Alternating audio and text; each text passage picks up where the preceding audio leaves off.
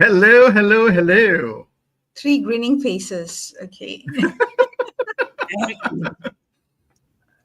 and, Hello and and and welcome to Leadership in Flow Asia, our and last episode for 2024. Can yep, you that's imagine? it. Yep, it's the last episode for season 4. It's gone by really, really quickly. Very I quickly. mean, it didn't feel at some times that it went by very, very quickly. The weeks came very, very quickly because then we had to, make sure that we had our guests, ready and readied for the show. But yeah, it is the last episode for this season. So welcome everyone. We Welcome, are wrapping everyone. up. Yeah. And for all those guys who are logged in today and wondering, what is this show about? If you are here for the first time, let me just tell you what this show is all about. Leadership in Flow Asia started in 2022, where we started having conversations with leaders about growth. And we started understanding what are the tactics or the actions they took for their personal growth, leadership growth, and the business growth. And that's what we've been discovering in the last 3 years, and it's been a wonderful journey right up to now. And this year, interestingly, Sham and Mala, we decided to focus on topics that matter, right? Yep. And I think we had great guests who came through this year. And I think we have a video of them also, right, Sham? I will leave you to We do. introduce and play them along the way. Yep. Okay. So we put together a video as a thank you and also an acknowledgement to all our guests for this year. So I'm going to play it right now. It's a short one. Just kind of look through it and see who you might recognize some faces who guested on our show. And if you do, you know where to go and look for the episode later. We'll put the links in the chat a little bit later.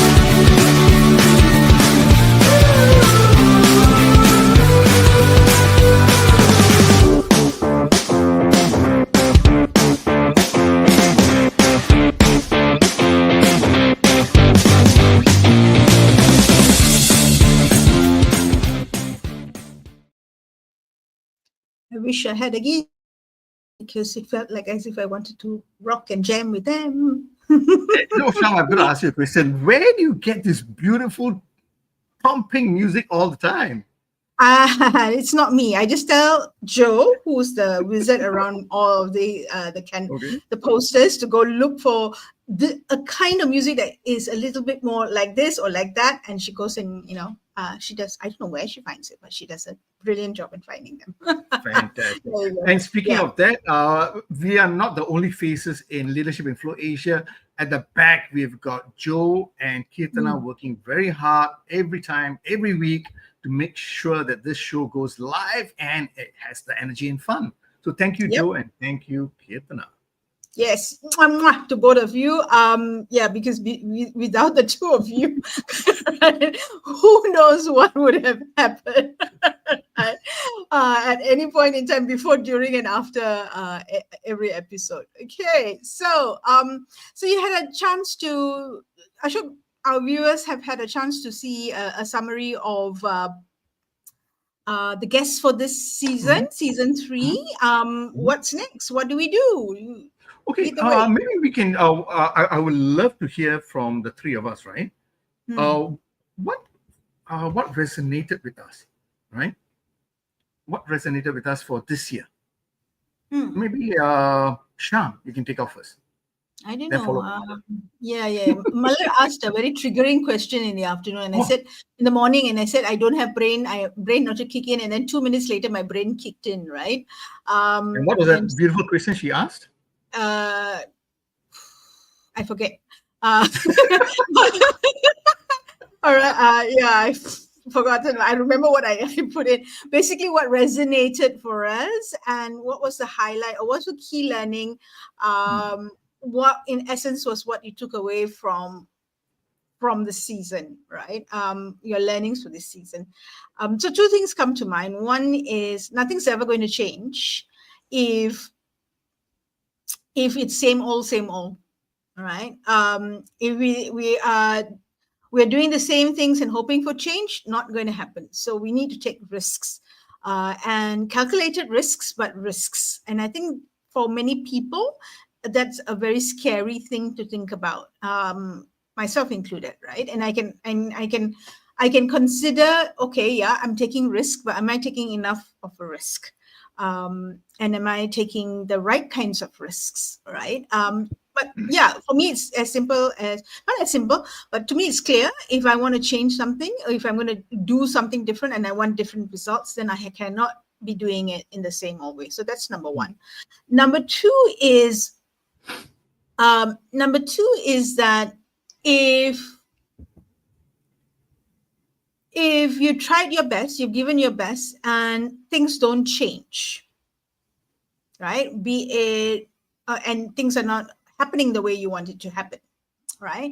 Be it relationships, be it ideas, be it projects, be it strategies, right? And you've given it your best shot. So that's the clause there. You're giving it your best shot. Then I think we need to ditch and move along. All right. I use the word ditch and move along because at that time it was just that kind of way. But I think we need to drop it and move along, because holding on to it may not be the most optimal thing for us to get either performance or well-being in balance, right? So yeah, those are my two insights, and I think it's a combination of the different episodes we hosted, right? It's not just from one single thing. For me, that was that for me, if you were to ask me to put it in essence to two pillars, two themes, that to me is what stands out for me. I know I've always kept saying this since 2022. What I love about the show is also our personal learnings, and how we reflect and how we even adopt it for ourselves. So thank you very much for that, Sham. Why do I feel that I'm interviewing you? Okay, no, mind. Yeah, I should don't know. Okay. Okay, Who no, do you let want me to do interview next? Mother there. All right, who's next? Now we put Malar there. Okay, I shift positions with Malar. Okay, you can ask her the same question and you interview her. Sure, Okay, sure. Malar. Haven't heard her Mother, voice. what were your insights? So I'm hoping I can finish my sentence without coughing, right? So yeah, welcome. That's why I didn't jump in, because I have been nursing my cough. Wow, for more than a month. I think this is my longest time where I am not able to recover, but that probably tells you the choices I've made in my life, and I'm paying the price now. So I thought it was very interesting as we were preparing for this. I think when we are preparing for this, we are thinking about what leaders need, right? Because I think the whole of Leadership in Flow is about what leaders need. And when we first started, we looked at quiet leaders, right? And taking them as practices, right? So as I thought about it, so the question just popped up to me. I said, okay, so we're talking about them. What about us, right? What are we taking back from this year and moving forward? How, what are the stuff that we want to bring over to next year? So for me, I think the one thing that maybe either it keeps repeating or I'm very biased towards it is that I think we shift from complexity and simplicity all the time, right? What do I mean by that? It seems like whenever we are trying to, come up with a topic, or when you're preparing, the issue is actually complex. We're trying to really figure out what do we pay attention to with a complex issue, right? And then when we speak to our guests and we dig deeper and we do our homework, a lot of the aha moments are pretty simple, right? So that's one thing for me that resonated with me, that you know okay that maybe I think we need to start paying attention to simpler stuff is one of the things that I'm looking at for myself, right? Number two is, of course, I think everybody probably knows that I'm very passionate about well-being. So the other thing that that's resonating with me is that moving on to 2025, if we do all the things that we do right, how do we look after our well-being, right? Because I think on one hand you have a list of a million things that that is a leader's responsibility, and then on the other hand, it is lack of resources, because one of the glaring pains that we are probably not talking about, or the elephant in the room that we have not addressed, and I find the leaders are afraid to address, is to admit that maybe the list of things that's in our list is unreasonable and unrealistic, considering the time and resources that's given to us, which means that it's directly going to impact leaders' well-being, which then means it will impact everybody else's well-being. So those are two things. So how do I take these two things? I'm asking myself, am I willing to go into 2025 with acceptance? Or am I going to push back and continue to push the boundaries and say I can do better? So that's that one question that I hope to answer by the 31st of December. I don't have the answer, but that's the question I'm asking myself. All right. Yeah, thank you very much for that, Malar. I must say, I must commend you for the Leadership in Learning Festival that you did, because you took the stand to say, let's focus on leadership well-being. And like I say, not many leaders actually talk about that, but you brought it up to the forefront and said, let's talk about it. Let's do something about it. Let's have those conversations. So thank you very much for pushing the boundaries in 2024. Right?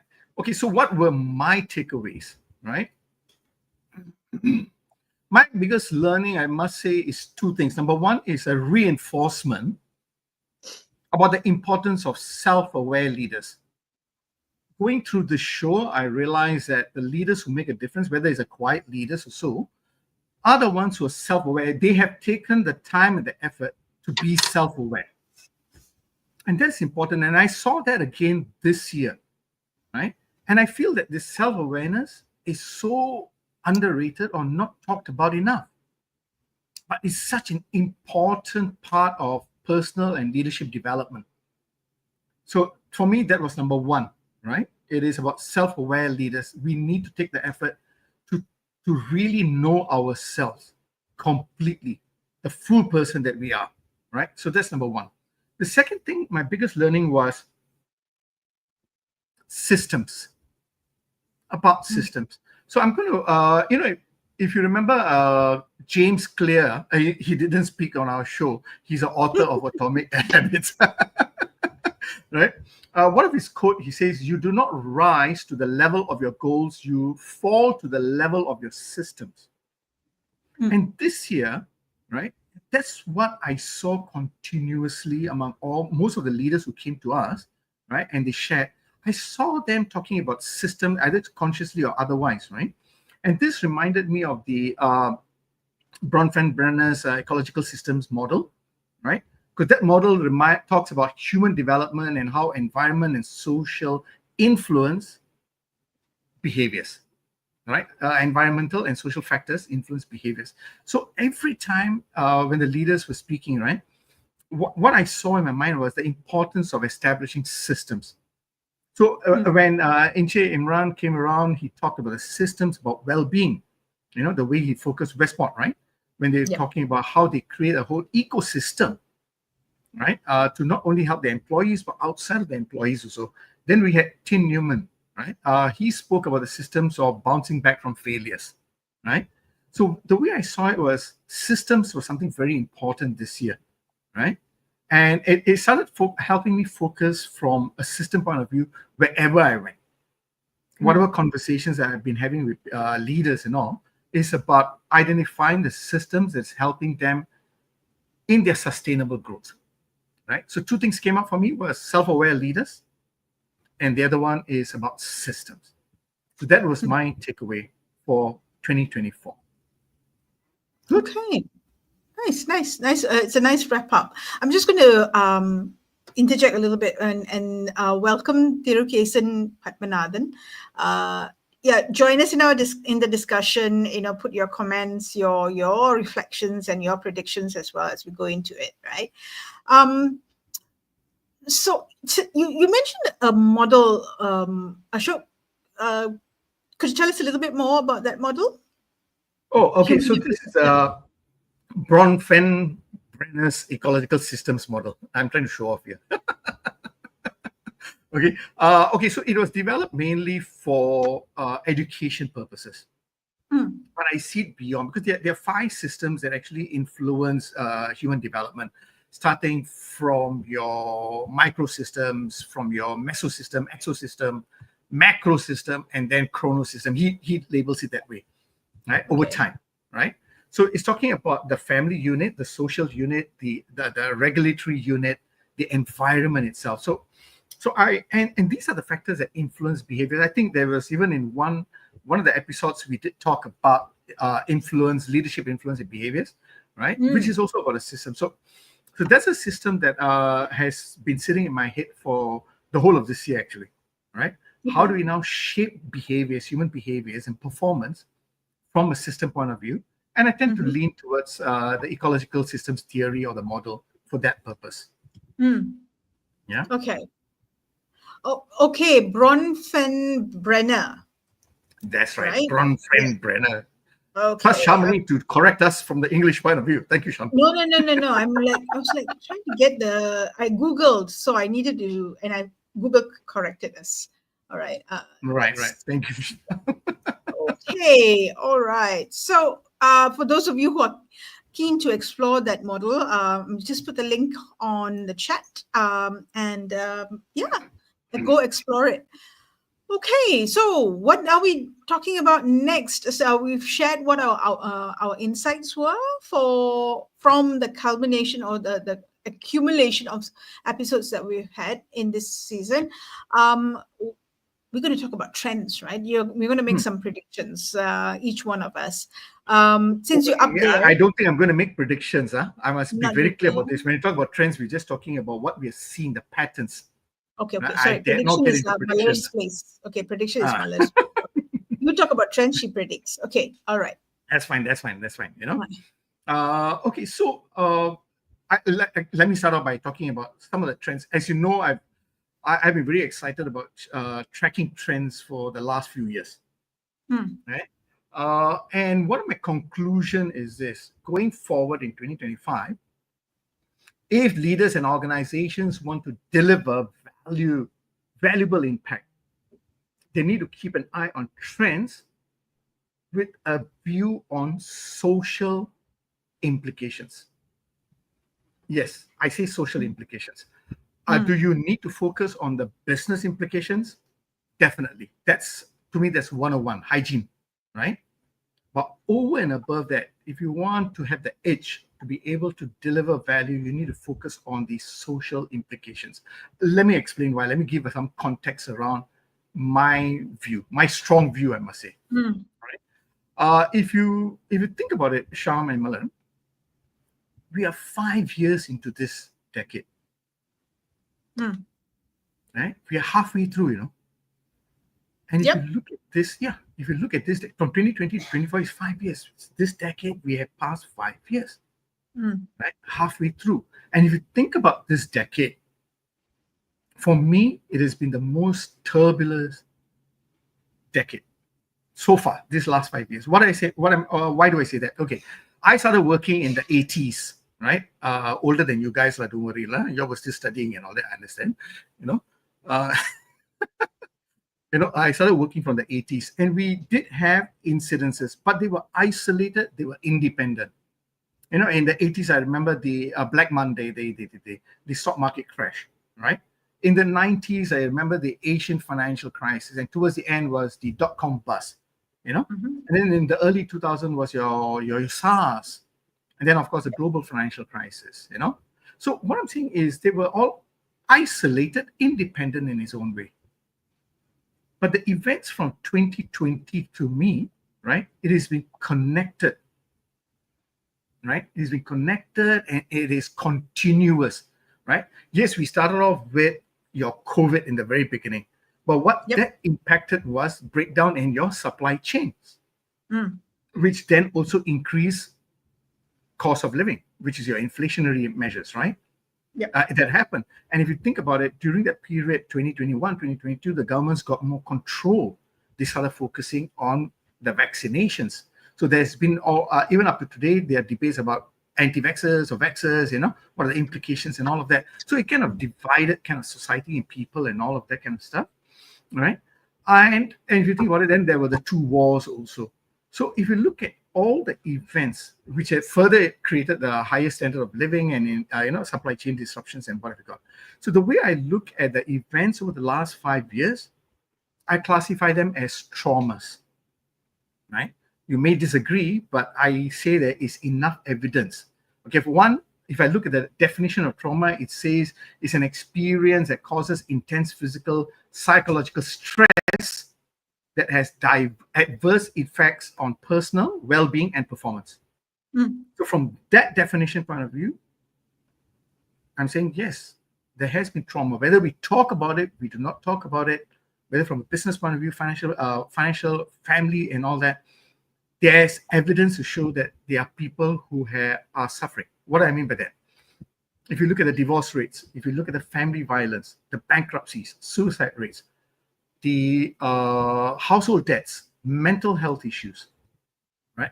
All of this almost in Malaysia, Singapore, in Southeast Asia has increased. These are the reported numbers, right? So there is evidence to say that people are impacted from a social point of view. So that's what I meant by if leaders are looking at trends, it is important for them to look at what are the implications, because why? It could be affecting their clients. Remember earlier on, you said nothing will change if it's the same, if you do the same thing again and again. We cannot be doing the same thing anymore because people have been affected. So we need to have the empathy, right, to understand, right, what people have gone through. We got to make that assumption that people have gone through certain type of trauma so that when we develop our products and services, we create the systems and the designs to support the staff. We take this into consideration. It may or may not be true, but we take that into consideration because it opens up another avenue for us to look at how we can add value, a deeper sense of value in that sense. Because a lot of people I speak with, yes, some of them, when I do ask questions, I was in Australia recently also, same things, same questions I'm asking everyone, from a social point of view, and all of them tell me there are more homelessness out there, there are more issues, family violence, divorce, bankruptcies. Everyone tells me the same story, whether when I go to Malaysia, Singapore, Australia, this is a real issue. And you can see these are effects, and for us to ignore it and say, let's go back to the way it work was, I think, like what Malheur said, hey, let's also factor that there has been some issues. And how do we combine that? I'm not saying we should drop the ball on focusing on performance, no, but we also should be focusing on people, right? And understanding that. So we need to reflect on that. And I'd like to talk about 3 trends. There are many trends, but I just want to focus on 3 trends. And I'd like to talk about the possible social implications on that. Technology is the first one, right? And when we talk about technology, everybody jumps in and says, oh, Gen AI. Okay, this is very interesting. In late 2022 is when your ChatGPT came into the foray, right? So in 2023, when I attended a lot of seminars or workshops or events, the buzz was about generative AI. In fact, they were not even talking about Gen AI, they were talking about AI. They were using the wrong terms, but it doesn't matter. So there were a lot of the people were curious about it and concerned. But towards the end of 2023, early 2024, it died down, right? I think what has happened is people have accepted that generative AI is not perfect in its own ways. So we can start exploring without fear. But having said that, I've also noticed some people have been retrenched. So there's a reality of it. And very interestingly, I noticed people who in the corporate communication space, the ones that I've met so far, right? Very oddly, they have been retrenched. I don't know whether they think that ChatGPT can take over a bit of what they do. I don't know. Putting aside that argument, generative AI is here to stay. And in 2025, the way I look at it is what's going to happen is there are going to be more demonstrations of use cases this year, next year onwards.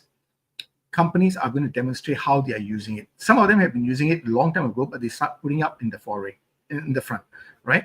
So we're going to be moving from the innovator. If you think about the diffusion of innovation theory, right? We're moving from innovators to early adopters and possibly the start of early majority. Because people feel safe, they've accepted it. We're going to see more use case out there. People understand that it's not perfect, but I think we're going to see more use cases out there. And because of that, that is why you notice, right? If you had banged your butt on stocks, they're developing chips, the microchips, it has really shot up because whether it's cryptocurrency, whether it's going to be your AI, everybody is jumping on the AI bandwagon. You need chips, and everyone is developing chips. But this is also causing another issue, the chip war.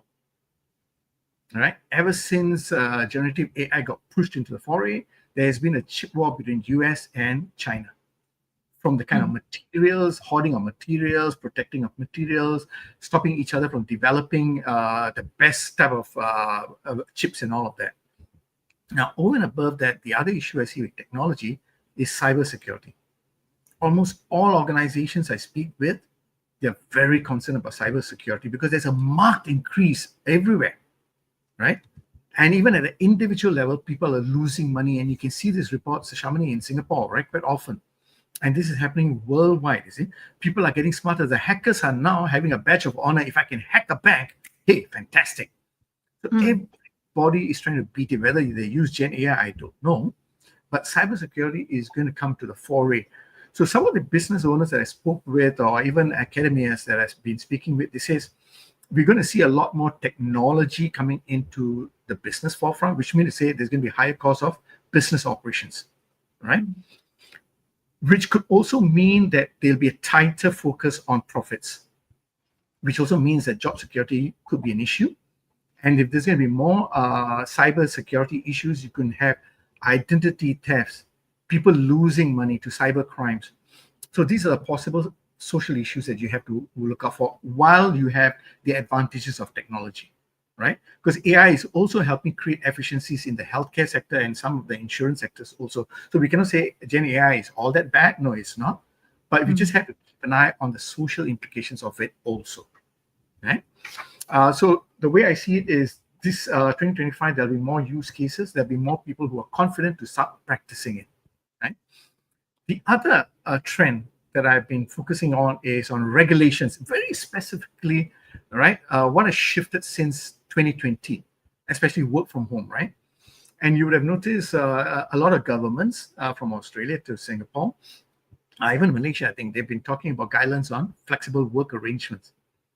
But end of this year, a lot of organizations have been saying, you know what, let's get back to work. Now, whether it's get back to the office, whether it's a strategy to get people to resign, I don't know. Some articles argue that. But what we are seeing is there is a debate around this that is still ongoing. But what I foresee is trust levels is going to be tested between organization, between leaders. Trust levels among staff and management is going to be really tested in 2025, right? The expectations of it. So that's where I see the expectations of the younger generation, because we have a multi-generational workforce. The expectation of younger generations are going to be differing because they are already very comfortable with hybrid work arrangements, right? So I see trust issues from a social implication, from a regulation point of view. The other trend I'm seeing is from an environmental point of view. And as we all know, this year we have seen weather patterns going crazy, right? We are seeing changing weather patterns, right? And by 2030, I know it's another 5-6 years, we're going to have a water shortage. The demand for water is going to exceed supply by about 40%, right? We're going to have a water shortage. Now, there are issues for that because as long as there's going to be water shortage and weather patterns, there might be climate migration. I've been keeping an eye on that. People will be moving away because if I don't have good resources or sources of water and fresh waters and all, I would be moving into town. There could be a water shortage. There's food shortages, right? And the real concern about this is urban heat island effect, because a lot of the cities, right, they are built up. They contain more heat because the land is modified, and the heat from the energy usage in a state like whether it's Singapore or KL, right? The heat in Jakarta, the heat in these places are very high. So they suffer from what we call the heat island effect. Now, what governments are going to be doing, they'll have to try and minimize this. But what we're going to see is more and more people could be having a migration into these cities, and there could be food shortages. And the issues with this, the way I see from a social point of view, is yes, there are going to be physical effects to the body, food shortage, which means to say people will be making the wrong choices, or they may not have the right choice of food to keep themselves healthy. And we're going to see a rise in medical issues. I've been keeping an eye on diabetes around this region, right? Singapore, Malaysia, diabetes has been increasing, and diabetes is a mother of all illnesses. It can lead to renal failure. It can lead to heart conditions, eye issues, and all of that, right? And even the urban heat island effect can increase the risk of cardiovascular disease, right? And because of that, we're probably going to see a rise in even more medical costs and medical insurance premiums. So these are some of the implications that I see just by looking at three trends: technology, regulations, and environment. I didn't mean to put a wet blanket on this, but I'm just saying that these are the trends. Business opportunities, yes. From a business point of view, when we guide leaders to think about it, we look at the opportunities, the risks, and all the SWOT analysis. But I also push them to think about what is the social implications, so that we can then decide what we do differently within our organization or for clients. So yeah, that's my view on the trends in just three areas, right? Yes. Your trends were or are not were are around the macro factors that cross. I mean, it doesn't matter whether you're in business or not, right? It's the macro factors from a social level, from a the climate level, right? And how that will then impact people, and how then that will then impact what decisions organizations have to make, right? And then within the organization, then the leaders who are going to pull out those strategies and pull that. Correct. So thank you for sharing that, Sham. I only touch on three. So normally what I do is I focus on technology, regulations, environment, new due to COVID, right? I look at what has shifted because of that. I look at demographics, and I look at social values. So these are the these are the main areas I look at. And then again, I impose it against the ecological system. Yeah. Right? And then I'm looking at what will governments do, and therefore what could be the impact to businesses. So what are the opportunities, the threats in a sense, and I like to focus. Let's push ourselves to also understand, as organizations, as leaders, are we contributing to social issues? Are we trying to elevate it? Are we trying to solve the problems also? Because some of our staff could be affected by all of these issues. So yes, we are trying to create a deeper level of empathy, right? And I think we need that going forward. This 5 years have taught us that we have gone through trauma. It's time to shift. And the way to shift it is through emotional intelligence, which I now shall leave the stage to Muller. And before Muller takes the stage, just to summarize or to conclude, I think there's two things at play here. One is that an organization has responsibility, not just to its people, but in the social ecosystem that it works in, right? So as we talk to leaders and we talk about how they need to think about well-being, they need to think about the skills, the development of their people, the balance between their personal development and their professional development. It's not just for their own organization, but it's for the organization to thrive. They need to also consider that they're doing this not just for the organization, but for society. The ecosystem isn't thriving, then the business only can go so far, right? Absolutely. Yeah, so that's one. The second being that it's a very interesting tug of war, right? The push and pull between, let's take it at a smaller level, the work from home policies. On the one hand, you have governments creating the three parties involved, right? On one end is the government creating all these rules or regulations or systems to allow for flexible or remote work. All right, and then on the other side of the fence, you have organizations who are pushing, right? Pushing to get people to come back and work at the office and reduce the working from home. All right. We were discussing a recent article in Channel News Asia today. Right. And the third is the humans, the people. And the people, regardless of generation, depending on what it is that they're looking for, they're looking at flexibility. So someone's not listening to somebody. Okay. We're all talking, but we're all talking on and blowing our messages, but we're not listening somewhere, right? And there is a break. So it's interesting. I'm looking at how this is going to play out in 2025, because it's my sense of it, and Malar is going to talk about that in a short while. Is my sense of it is that it's not going to play out really well. Okay. Yeah, at all, because I think all three parties are looking at it from one perspective, i.e. their own perspective, without any consideration for the other perspective and seeing the bigger picture. Okay. On that note, I just keep quiet now and pass it on to Malar. Malar, yes, EQ. Rule the world. All right. Yeah. No, actually, what Ashok said was very interesting, because I was listening to a podcast, Scary Smart. All right. I think everybody should listen to that, by Mo Godat. It's the first time I'm listening to him. So one of the things, the scary things he tells us is, he says in 2029, which is 4 years from now, I think, yeah, 4 years, we'll be sitting, because what numbers are showing is that AI is going to be smarter than us, and they're going to rule us.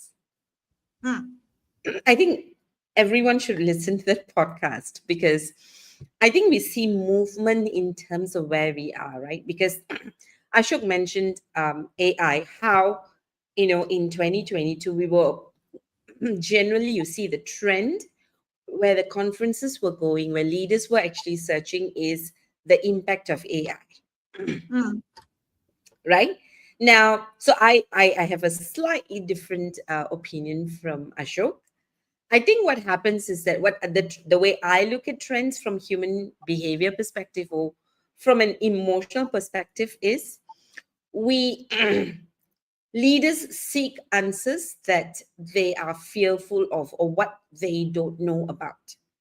So there was so I think what AI did, or generative AI, which is known as generative AI now, was doing was that it had instilled fear, would we lose our job. So if you remember, the kind of articles that was coming out was assuring people that we are smarter than AI, right? And then what happened is, for a lot of us, AI equals to ChatGPT for a while, right? And then you realize there were issues, there were mistakes, the imperfections of ChatGPT came through, which probably settled us down to say, hey, I still have my job because I'm smarter than AI. But the way AI will fix itself is almost instantly, because the moment it knows that this is a mistake because the input was wrong, when the right input is actually put in, it's going to fix itself much faster than human beings at any given history. Because if you look at history, whenever we talk about change management, the most difficult thing about change management is people. And if you look at change management strategies, and I'm sure Ashok can say that, we pay a lot of attention to process, to the logical thinking around it, right? But we spend very, very little on people. And we know that almost all change management, sabotage is actually people's mindset. right? So I think from what Ashok was saying, I think the one thing that's being overlooked is the why we are doing and Mm. why we are behaving in a particular way. And as a result, what is the implication? I think I've always harped on work from home, right? Work from home. So if you remember, we spoke about quiet quitting first Yeah. because people were quitting because they wanted to work from home, they wanted to be flexible. And I think I said this in our private conversations that when organizations begin to take a stand, we will really see whether Yeah. employees who said they will quit will really quit. Great. Yep. All right, because there's always where is the power, right? Because Mm. at that time, if you look at immediately post pandemic, first and foremost, I mean, we were dealing with the pandemic, and Ashok was right. A lot of people were experiencing trauma. Their priorities were different. It was relationship before anything else because we a lot of people had experienced losses in relationship. They were in grief, there was fear. Suddenly you Mm. set your priorities right, family time and the whole works, right? Yep. And before you know, the moment things became the new normal started setting in, we've gone back to our old behaviors, which is KPI driven, results driven, KPI driven, results driven, right? Even more, I think. Even Even more more. because Yeah. if you look at the kind of reporting that comes is that we're trying to catch up with the losses, Mm. right? So 2 years we didn't have sales, so we have to up our sales so that we make up for the lost time, for the lost income. Revenue. Right? Yep. So and we know, I think in one of our sessions, I think last month, we saw how well-being is affected, how people are working harder. So people have become more efficient for whatever reason. The output is greater, but we're still not satisfied. Mm. Mm. Right? So our performance has increased, but we are not happy. Engagement has gone down, Mm. right? Correct. So again, right, going back to work from home, we went from quiet quitting to working from home, companies becoming more pro working from home. Now if you look at companies that was very pro working from home, I think the question that I didn't see anyone asking, everyone spoke about the benefit of working from home, but Yep. why were organizations pushing for working from home? Was it for the benefit of the employees or because it was just convenient? You Mm. need less people managers. You don't have to deal with attitudes. People were performing, people were getting results. But what we were not talking about is that how people at home were multitasking. While we Mm-hmm. were pushing for working from home from a well-being perspective, we all know that people appeared for meetings more tired than if they came to the office because people Different. were Yep. multitasking with their home challenges, with wanting to cook and stuff like that.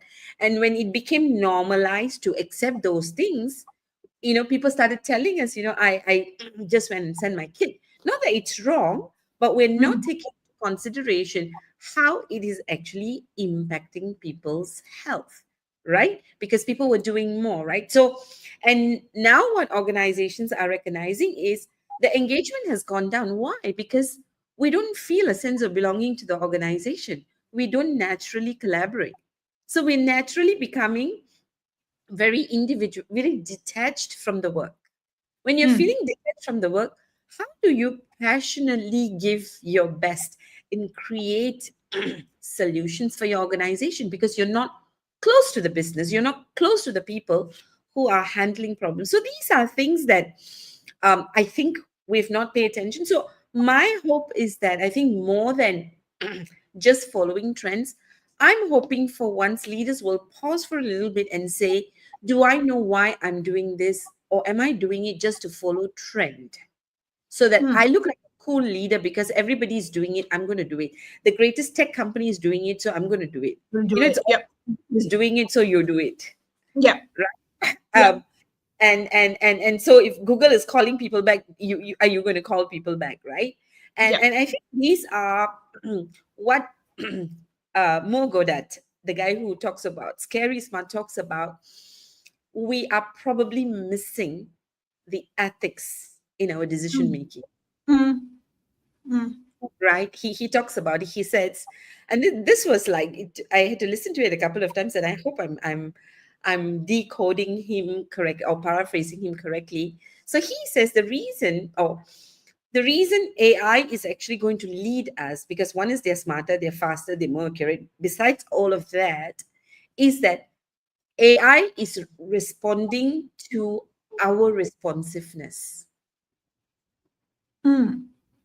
So if you just take the idea of social media, if you look at a positive post and a negative post, if more people are watching negative posts, more people are liking negative posts, what AI is going to do with its own ethics is that pick those trend up and feed people with more of those negative posts, Good process. Yeah. which means that once we become consumers who don't think, and very often if you're over consuming, you're not thinking, you just Mm. consume. What's going to Mm. happen is AI now is going to feed you what it thinks the general trend is. And a lot of us are just going to follow trend without thinking. And that's how that's what I understood about how AI is actually going to take control of our minds. Now that's scary. Now, going into trends in emotional intelligence, right? Now, this is really, really fascinating for me to look at this. The link is there, right? So if you look at business cost of low EQ, right? Now, we know that there's been a lot of conversation in, investment in emotional intelligence, right? But having said that, I think if we look at articles, there's more articles on trust. So Yep. if EQ has increased, why are we having trust issues? If EQ has increased, why are we having poor collaboration? If Mm. EQ has increased, why are the number of legal suits going up? Why are people leaving? Why is it we don't have company culture? So there are a lot of things. Stress is high, illnesses are high, stress related illnesses are high, right? And most of these illnesses are stress related, right? So that's one. But let's look at something more. I think this is really exciting, right? Only 36% sorry, of people worldwide who are emotionally intelligent. I'm really hoping after seeing all of this, I hope I fall into the 36, because now I'm not sure. And I'll tell you why. Now, we know this: employees with empathetic leaders report an increase in engagement. Mm. If engagement is low, because most organizations are tracking engagement. If Yep. engagement is low, if we look at this stats, chances are leaders are not really empathetic. Is it Mm. because they can't or they won't? Right? Mm. I think when we did empathy in Singapore, I think everybody desires empathy. Mm. A lot of us give out what we call intellectual empathy. I know how you feel, but I don't want to feel with you, You. Mm. because that will make me weak, because I need to make the right decision for you, and that may impact my result. Or I don't know how to stand up for the right thing that I need to do for you. So if you have an employee who calls in and say, I have a problem, my child is sick. Empathy is, I truly understand. I'm so sorry that you're going through this. What support can I give you? But the right thing to do is, can you take the day off? Make sure your child is okay. That's okay. Yep. All And right. then come to work. And come to work. But then you're thinking, I don't have enough resources. I can get my report out. If I can't get my report out and there's no one else to do it, I'm going to look bad with my boss. Hey, can you please send me the report, by the way, before you go and leave? Now, I'm not going to blame the leaders, because leaders are under a lot of pressure to deliver. Mm. Right? So this is another thing that's saying, employees with empathetic leaders, right? Now, in some of the senior management work that we're doing, right, Cham, there's one thing that's really happening is that more and more senior managers are talking about how they're under pressure, and they're being shouted at, scolded, Yep. right, in meetings, right? So that's happening. Employees with empathetic leaders report an increase in creativity. Again, we want innovation, we want new ideas, uh, but it's not going to happen without empathy, right? But this is the interesting thing, and I promise I'm going to keep quiet. So this is exciting, right? 95% people think they are self-aware. This I wasn't sure. They think they are. Now, if This you is a look tricky at one. Okay, this is provocative. Okay. I know, right? And then 15% are the ones who actually have awareness and have So okay. and my own my own understanding of this, right, from the work I do, and I'm really questioning myself too, is that we can talk about emotional intelligence, we can talk about emotions, Hmm. whether we are being emotionally intelligent is the question. Hmm. Hmm. To think it's like empathy, right? People can talk about empathy, people can understand empathy, whether people feel that you empathize and whether you empathize is two different. So Okay. what Yep. you think you are and how people experience you could be two different, and that's what stats is showing, right? And the Yeah. last part is, and now this is my most favorite, with an average score of 76, people in the HR industry have the highest EQ score. So this gives me hope. Because HR is under a lot of pressure to bring in engagement. So I think I am back. I would say back on track to say our focus will be emotional intelligence in the way we believe in. Hmm. Okay. So yeah. I like the way you distinguish. Sorry, not distinguish. I like the way you brought in ethics, and I think ethics has two components, right? It has we tend to think that ethics lies just on the shoulders of organizations, but I think the ethics also applies to individuals, right?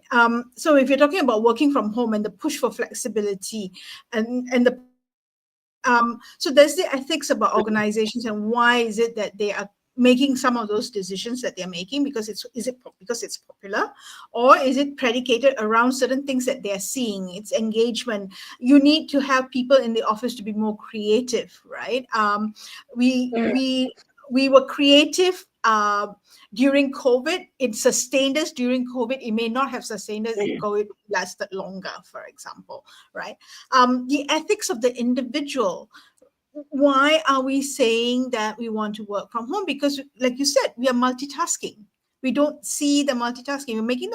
We're making decisions to multitask, yet at the same time, we're not realizing at what cost, right? At what cost to us in our development, our personal well-being, what cost in terms of our financial stability, all right, what cost to our growth. I think people are not making those decisions. They rather they think that they are saving. So so that was an interesting, play around ethics, which people don't generally think about when you're talking about EQ and emotional intelligence, right? Thanks for that. Thanks for that, Malar. So I'm going to wrap it up by actually looking at, we kind of used a funnel. Ashok started with trends at a macro level, at the societal macro level. Malar, you brought the conversation into a subset of that, which was the organization, why organizations are doing things and leaders are behaving in a certain way. What's driving them, what's constraining them, right? Let's take a look at the individual. And when I talk about the individual, we're not just talking about leaders, as we're all leaders. You're either leading yourself or you're leading a team, right? And you're taking a stand, making decisions, doing the risky decisions. If you're doing the same thing again and again and it gives you the results, but you're still not getting the accolades, all right, or the tap on the shoulder for getting the results. You get the results, but you're still not getting the performance evaluations and appraisals that you should be getting or you think you're getting. My suggestion is to stop and reflect. All right. Add to that circle that's on the other side, that self-aware, and ask yourself, what is your presence saying about yourself? All right. How are you showing up? at the workplace as a leader, whatever that leader definition is for you, in terms of what you stand for, the behaviors that you are projecting, the decisions and the energy that you bring to the space that you're in, right? Is it consistent? Right. If you talk about presence, there's the aspect of gravitas, there's the aspect of communication, there's the aspect of appearance, and they are tied together. But how is that coming up? Okay, how are you leading without direct influence? And the people who know how to do that. How do you take a stand? It's risky, right? But if anything's worth it, it's worth the risk. And if you want to change something, then you need to take a risk, right? How do you stand and take that risk consistently with a not appearance, but with a sense that you're projecting, which is consistent, right? That we know when it comes to Muller, this is how she will consistently make that decision. All right.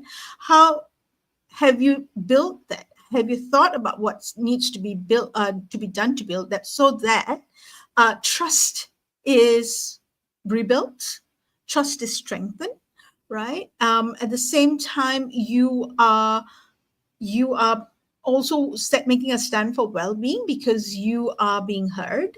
It is risky, but I think it's worth that risk. So step back, stop, and just think of what your presence is as a leader, and what it's projecting, and what do you need to change about it? Is it in the way you come across, in the way you communicate your thoughts, in the way you influence? And how do you bring that all up for 2025 and beyond? Because it's not going to get any easier. I think it's going to get even more challenging, as we just talked about. Yep. And that brings us to 2 minutes before 7, ladies and gentlemen. Yeah, I know. Before we actually do the closing, right? I think what you're saying for me is actually what true leadership is all about. I feel very strongly that the way we see leaders have been operating, they've been operating as administrators and facilitators. All right. What do people want? What does different generation want? It's like feeding what people want, it's just meeting people's expectation. Yep. But if you think about leadership is someone who is willing to take the first step in the direction that he or she believes is good for him and for the greater good. Yep. And people who can see that, follow that, and that requires courage. It requires just courage, right? Yep, correct. The leaders that we have celebrated from the past did what they felt was right for a cause, for a purpose, right? But if you look at the trends in leadership in the recent years, we're looking at leaders asking, what do people want? I think it has to shift from what people want to what do people need, and why this choice is actually good for them.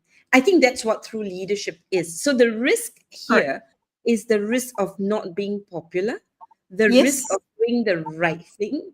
It's the risk all parents take lah. Yeah, of making the unpopular decision in the short term, which will end up being the right decision in the long term, right? And which is to gratification. Correct. It's seeing what the end is and working towards that, and I suppose sometimes making people, influencing people to make those decisions, and nudging them in that space and getting them to do that. So yeah, which is why you'll find that the work on leadership presence is so important. It's actually work on ourselves as leaders, right? Because the who have great presence are very anchored in their whys and why they want to do what they want to do. Yep. And that's why the work that you do in terms of the leadership presence becomes very important for leaders to find themselves lah, so that Yeah. the presence is Yeah. felt. Okay, so To find themselves, and before we go, ladies and gentlemen, leadership presence is not that big aura that you have and someone walks into the room and the room goes quiet. I think that's a misconception. I think it's worth for you to investigate that a little bit more. It is about aura, but it's about the aura that you consistently have with people, regardless of what the situation is. So, like Muller rightly put it, you're consistent. We know almost to a point what that decision is going to be with that leader because you are clear about what you stand for. All right. And when you're clear for what you stand for, it will come through, even though it may not be the most popular decision. So take the risk, stop, reflect, and then recalibrate yourself for 2025 and beyond.